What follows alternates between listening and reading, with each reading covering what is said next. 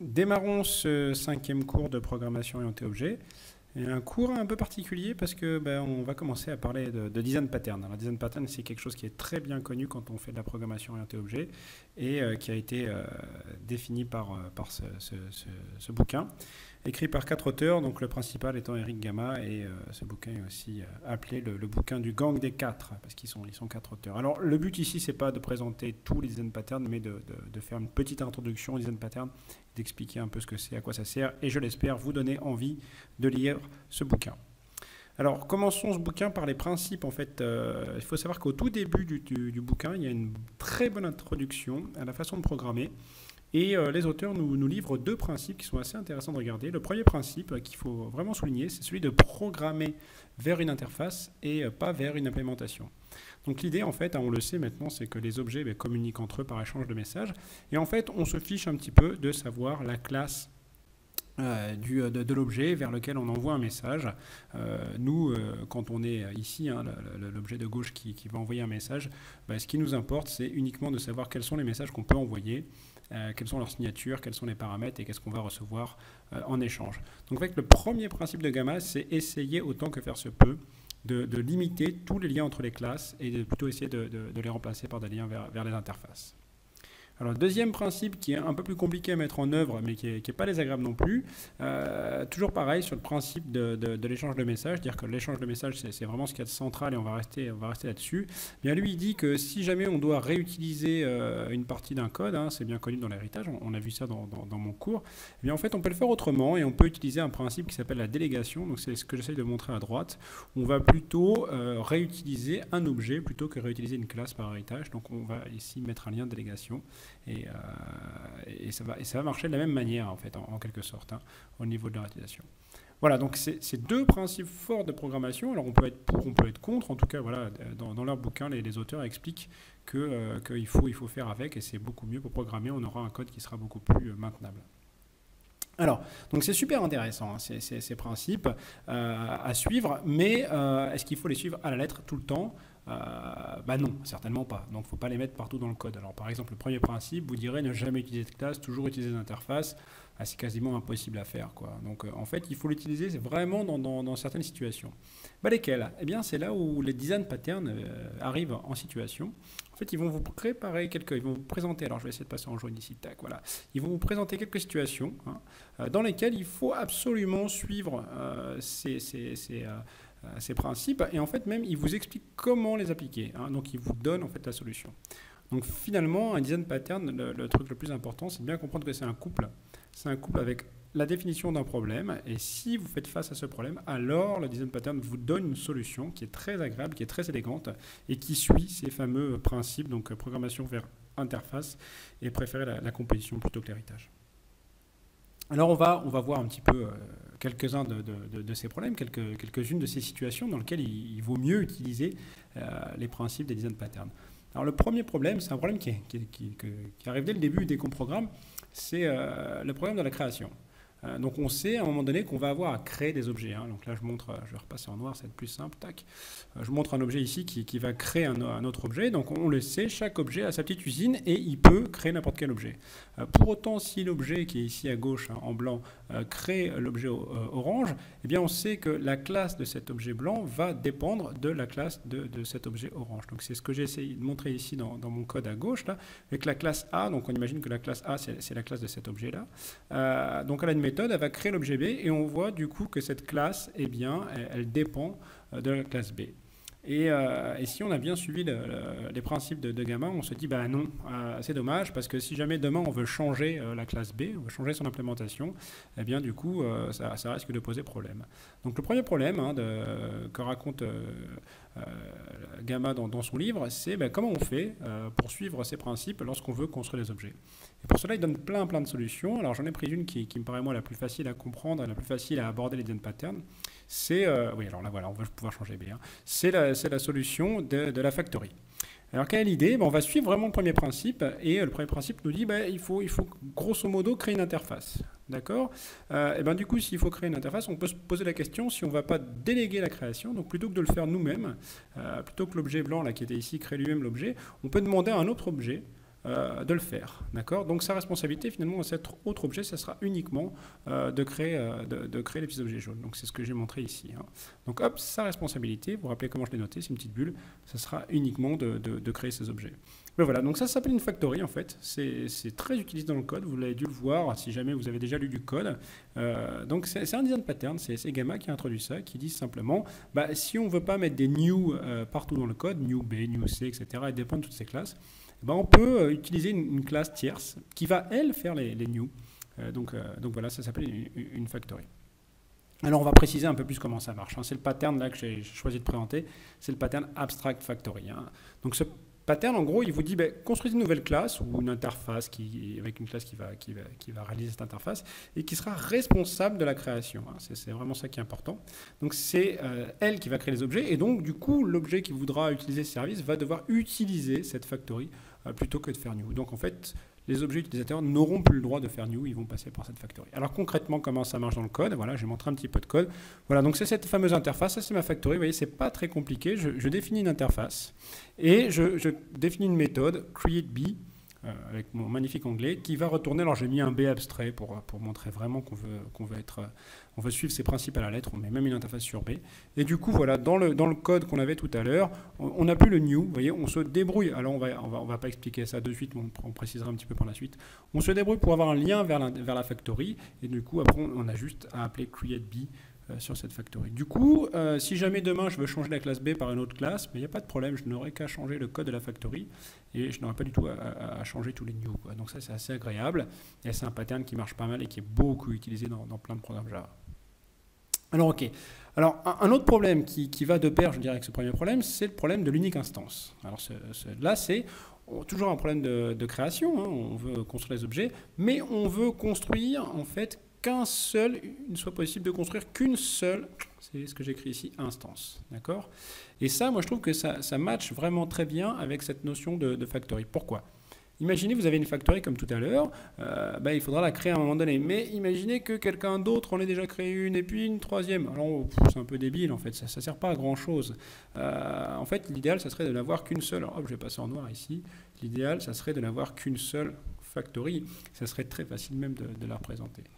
Alors ça, c'est le problème assez connu de l'unique instance. Et la solution que va proposer Gamma dans son bouquin, c'est la solution assez connue du pattern singleton. Alors là, on va utiliser une des particularités que je n'ai pas encore présentées des langages à objets, c'est la particularité des méthodes de classe, ou aussi appelées les méthodes statiques. Alors en fait, il faut savoir que ces méthodes, il faut mettre un petit mot-clé devant qui va s'appeler statique, ces méthodes, en fait, c'est la classe elle-même qui va être responsable du traitement, responsable de cette méthode. Alors c'est ce que j'essaye d'expliquer ici dans mon schéma. Vous voyez, vous avez des méthodes statiques, j'ai mis ma petite bulle pour rappeler la responsabilité. Et bien en fait c'est la classe directement, j'ai mis le carré ici, c'est la classe qui est responsable de ces méthodes, donc on va pouvoir demander à la classe de réaliser ces méthodes.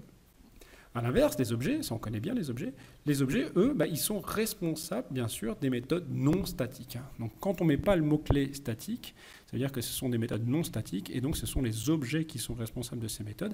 À l'inverse, quand on met un mot-clé statique, alors c'est la classe qui est responsable de ces méthodes et on peut directement demander à la classe de réaliser cette méthode. Et ça c'est très pratique parce que des classes, il n'y en a qu'une. La classe A, il n'y en a qu'une, alors que les objets instances de la classe A, il y en a plusieurs. Et ça, ça va très bien avec notre problème du pattern singleton, là, qui est de créer qu'une seule instance. Alors concrètement, comment ça marche? Voilà, en fait, on va ajouter une méthode statique à une classe, et cette méthode, on va l'appeler instance. Et elle va nous retourner une instance, et même la seule instance de la classe A. Et donc, c'est ce qu'on va appeler le singleton. Donc, en fait, le code, il est ici. Donc, voilà, vous imaginez, là, c'est la classe A. J'ai un peu zoomé pour montrer que ce qui était intéressant. Donc, ce qui est important, on va commencer par le milieu, c'est cette méthode-là. Cette méthode-là, vous voyez, la méthode instance, elle va retourner un A, elle est statique. Et en fait, ce A, elle va construire le fameux singleton que j'ai fini ici. Donc, si jamais ce singleton est nul, si jamais le singleton n'existe pas, elle le crée. Donc c'est bien elle qui fait le new, et puis dans tous les cas, elle va retourner le singleton. Donc en fait, à chaque fois qu'on va appeler instance, elle va retourner l'unique singleton de la classe A, et si jamais ce singleton n'existe pas encore, elle va le créer. Alors ce qu'on va faire aussi, c'est qu'on va... Alors excusez-moi, je foire un petit peu, voilà. Ce qu'on va faire aussi, c'est qu'on va mettre le constructeur privé de cette façon, il ne sera pas possible de construire des instances de A. Donc concrètement, comment ça marche dans le code? Là, voilà, vous avez ce singleton qui est là, qui est unique, et le code utilisateur, oui, c'est très simple. Avant, on a le droit de faire un new A pour obtenir n'importe quel objet A, mais il y en a plusieurs. Et maintenant, on peut avoir qu'un seul singleton, et on fait A.instance. Vous voyez, ce qui est important ici, c'est le A.instance. Ça veut dire qu'on appelle directement la méthode instance sur la classe A, et ça va nous retourner comme A, en fait, cet unique singleton. Voilà comment ça marche. C'est un pattern qui est très connu aussi, et qui est très agréable pour résoudre ce problème de l'instance unique. Alors en fait, des patterns, il y en a plein. Il y en a plein, dans le bouquin, je crois qu'il y a une vingtaine de patterns, et ils sont rangés en 3 catégories. Il y a les patterns de création, les patterns structurels et les patterns comportementaux. Donc les patterns de création, il y en a plusieurs, je ne les ai pas tous montrés. Il y a Factory Method, Abstract Factory, Builder, Prototype. Alors Prototype est assez intéressant parce qu'il est fortement utilisé dans certains langages, notamment dans le langage JavaScript. Les patterns structurels, donc là c'est là où on va permettre de chaîner un peu mieux les classes. Donc vous avez notamment le pattern décorateur ou façade qui permet de faire une espèce de fil de classe pour masquer un petit peu les implémentations. Donc là on va fortement utiliser ces patterns-là pour affecter les responsabilités et supporter les principes de gamma. Et il y a même des patterns comportementaux, donc interpréteurs, templates, qui permettent de solutionner plein de problèmes connus en informatique. Alors j'en ai choisi un, je ne vais pas tous les choisir, j'ai choisi Observer parce qu'il est souvent utilisé en programmation orientée objet. Je vais vous présenter celui-là, et je ne vais pas tous vous les présenter, je vous rassure, sinon il me faudrait bien plus de temps. Alors allons-y, sur le pattern Observer. Alors on a bien vu qu'un pattern c'est un couple problème-solution. Alors le problème du pattern Observer, qu'est-ce que c'est? Le but c'est de supporter une relation 1 vers plusieurs, donc on a un élément à gauche et plusieurs à droite, disons, et enfin que les plusieurs objets, là, ceux qui sont plusieurs, eh bien, ils puissent être notifiés du changement d'état de l'objet unique, et donc ils vont pouvoir réagir. Donc ça, c'est vachement utilisé en IHM, en interface homme-machine, dès qu'on a des écrans. Lorsqu'on a plusieurs éléments, par exemple de la vue, des boutons, des fenêtres, des labels, des machins, qui doivent réagir lorsque le modèle, donc là c'est 1, change. D'accord? Donc c'est fortement utilisé. Et pour faire face à cela, si on veut suivre les principes de gamma, alors il est convenu d'utiliser le pattern observer. Alors la solution est assez compliquée. Donc déjà, il faut identifier les rôles. En fait, il y a 2 grands rôles. Il y a le sujet, je l'ai mis en vert ici, c'est celui qui va changer. Et puis, il y a les observeurs, c'est ceux qui vont être notifiés des changements. D'accord? Donc je rappelle ici toutes les responsabilités ou les choses que vont faire chacun des rôles. Donc le sujet, lui, il peut changer d'état. Il a un état, donc c'est ce qu'on disait tout à l'heure, ça peut être le modèle. Il a un état et cet état peut changer. Lorsque son état change, alors il va leur notifier les observeurs et en fait il va leur dire j'ai changé en gros. Donc en fait on a un petit message qui va sortir par là qui va dire bah, j'ai changé. Il peut aussi, donc on verra ce sera utilisé, il peut aussi donner son nouvel état. Donc il y a une espèce de getter pour que les observeurs puissent obtenir le nouvel état. Alors de l'autre côté, les observeurs, ils peuvent s'inscrire ou se désinscrire à un sujet. Alors on a le droit de dire à un moment donné, moi je suis intéressé à ton état, et puis à un moment donné on peut dire aussi, ben, c'est bon, je ne suis plus intéressé. Donc on doit s'inscrire auprès d'un sujet quand on est observeur pour dire qu'on est intéressé à suivre les changements d'état. Alors si on est intéressé, on peut être notifié, d'accord? Donc c'est la flèche que j'ai montrée, et puis on peut obtenir quand on veut, le nouvel état du sujet. Voilà. Donc ça, c'est les 2 grands rôles. Et en fait, si on suit les principes de Gamma, tels qu'il a présenté dans son bouquin, et si on suit la solution de Gamma, ben lui, il propose de mettre 4 classes. Donc à chaque fois des 2 rôles, il met un rôle abstrait et un rôle concret. Donc on a le sujet abstrait, le sujet concret, l'observeur abstrait et l'observeur concret. Et ce que j'ai dit tout à l'heure, on va le ranger soit dans l'abstrait, soit dans le concret.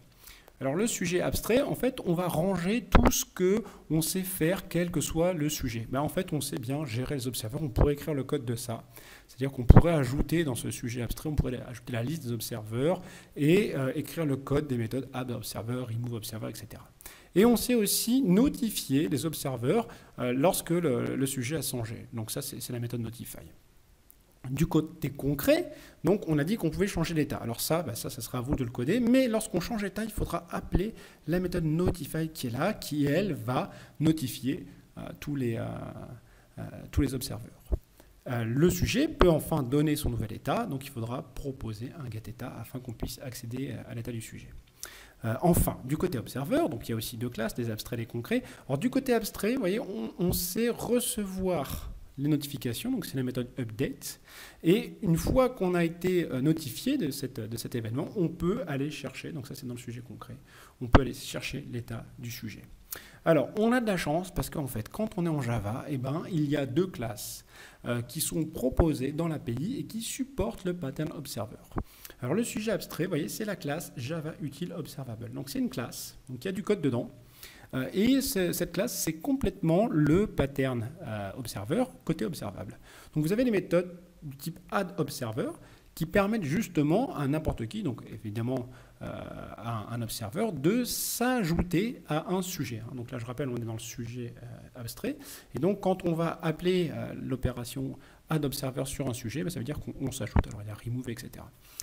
Et puis, il y a la deuxième méthode, c'est notifyObservers. Donc, elle sera appelée cette méthode et elle permettra de notifier tous les observeurs. Alors, on a le sujet abstrait, du coup maintenant il faut faire le sujet concret. Donc le sujet concret c'est à vous de le coder, c'est votre classe. Par contre vous devez hériter d'observable, d'accord? Donc du coup ensuite c'est vous dans votre classe qui décrivez quand est-ce que vous changez d'état. Ça là on vous aide pas. Mais par contre quand vous changez d'état, vous devez appeler notifyObserver. Donc c'est exactement la même chose qu'on a dit tout à l'heure. Hein. Lorsque dans votre code vous changez d'état, vous appelez cette méthode qui est fournie par la classe abstraite Java Util Observable. Vous devez donner votre nouvel état, donc vous devez proposer un getter en quelque sorte, et c'est fini pour le sujet. Du côté de l'observer, c'est aussi génial parce qu'on a, là ce coup-ci c'est une interface qui est proposée, c'est l'interface Java Util Observer. Alors faites attention, il y a Observable, le sujet, Observer, l'observer. Donc cette interface, elle propose la méthode update avec une signature en permettant de retrouver qui a envoyé l'événement et qui permet aussi de passer des objets, donc ça je ne m'attarderai pas là-dessus. Donc du coup, quand vous devez faire votre observer, vous faites un observer concret, donc vous créez votre classe qui va réaliser observer. Donc vous devez implémenter updates, et en fait c'est là où vous allez appeler hop, le getter qui est ici. Bon voilà, c'est un peu rapide, mais je pense que je vais faire un petit film avec un exemple beaucoup plus concret, avec une IHM et appliquant ce pattern observer. Voilà, c'est fini pour cette présentation très courte des design patterns. Donc, je vous rappelle que les design patterns, avant tout, ce sont des principes, deux principes de programmation très forts, programmer à une interface et utiliser plutôt la composition. Ensuite, je vous rappelle qu'il y a plein de patterns et qu'un pattern, c'est un couple. Ça, il ne faut pas l'oublier. Un couple avec un problème, une définition d'un problème et une solution. L'idée, c'est de dire, n'utilisez pas les principes partout. Utilisez ces principes lorsque vous faites face à certains problèmes et voilà, c'est la solution, voilà comment il faut utiliser ces principes.